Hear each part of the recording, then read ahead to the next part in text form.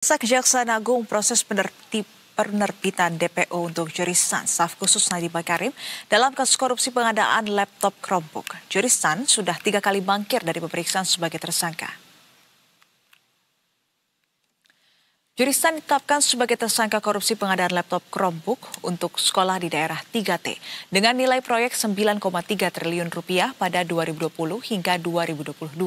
Ia tidak hadir dalam pemanggilan penyidik pada 18, 21, dan 25 Juli 2025 hingga Kejagung menyiapkan langkah penerbitan DPO.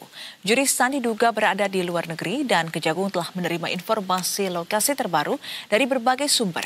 Kasus ini juga menyeret 3 tersangka lain yaitu mantan Direktur SMP, mantan Direktur SD, dan konsultan teknologi Kemendikbudristek.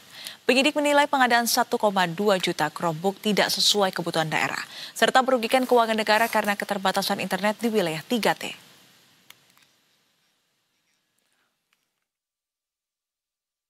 Proses kan sudah panggilan ketiga toh, berarti kan tinggal mungkin dalam waktu dekat nanti kami kabari pastinya. Yang jelas on proses. Tahu lokasi Juristan itu di mana sih? Ada yang bilang di Singapura, Australia, ada yang di Amerika. Penyidik sudah mendapatkan informasi beberapa, termasuk dari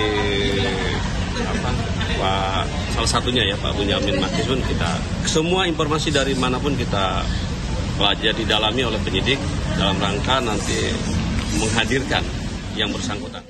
Perkembangan kasus dugaan korupsi laptop Chromebook di era Mendikbudristek Nadiem Makarim ini akan disampaikan oleh jurnalis berita 1 Aulia Rahman dari Gedung Kejaksaan Agung Jakarta. Selamat sore, Aulia.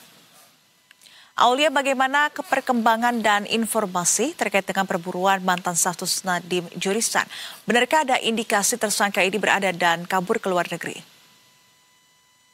Baik Nisrina dan juga pemirsa Berita 1 dapat kami laporkan memang sejatinya tim penyidik pada Kejaksaan Agung ini telah melayangkan panggilan terhadap Juristan untuk dimintai keterangan terkait dengan kasus Chromebook sebanyak telah melayangkan panggilan sebanyak 3 kali begitu terhadap yang bersangkutan pada pertengahan Juli tahun ini 2025.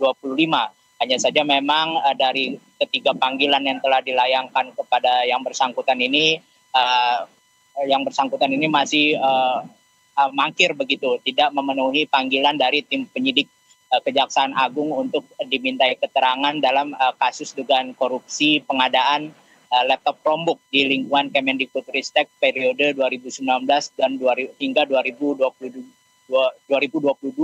Dan memang Kejagung pun pada awalnya berprinsip hendak memanggil secara patut terlebih dahulu terhadap Juristan ini untuk dimintai keterangan dalam kasus tersebut. Hanya saja mengingat memang yang bersangkutan ini tidak kunjung memenuhi panggilan tim penyidik Kejaksaan Agung, maka sebagai tindak lanjut Kejaksaan Agung akan menyiapkan langkah-langkah berikutnya begitu. Hanya saja memang termasuk salah satunya berkaitan dengan rencana penerbitan daftar pencarian orang atau DPO terhadap yang bersangkutan. Hanya saja memang Kejagung masih belum merilis terkait dengan kapan penerbitan DPO terhadap yang bersangkutan ini akan diumumkan secara resmi ke publik begitu, mengingat di lain sisi dari Kejagung melalui tim penyidiknya memiliki strategi khusus dan tersendiri begitu dalam rangka mendalami sekaligus juga menelusuri keberadaan yang bersangkutan begitu, sehingga tidak setiap informasi berkaitan dengan penelusuran dugaan yang bersangkutan ini tidak semuanya bisa diungkap ke publik mengingat memang penyidik Kejagung ini memiliki strateginya tersendiri begitu.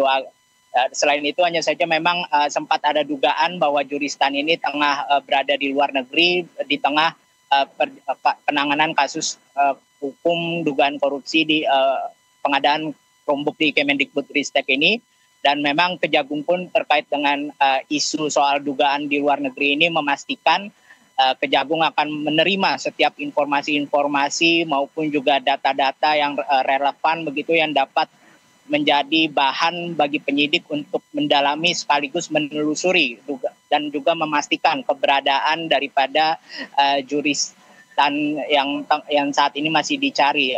Upaya penelusuran masih akan terus dilakukan, termasuk dengan menindaklanjuti berbagai informasi yang mencuat di publik terkait dengan keberadaan yang bersangkutan. Seperti itu, Nisrina. Terima kasih atas informasi Anda, Aulia Rahman, langsung dari Gedung Kejaksaan Agung Jakarta. Selamat kembali bertugas. Dan pemirsa, kita ke informasi lainnya.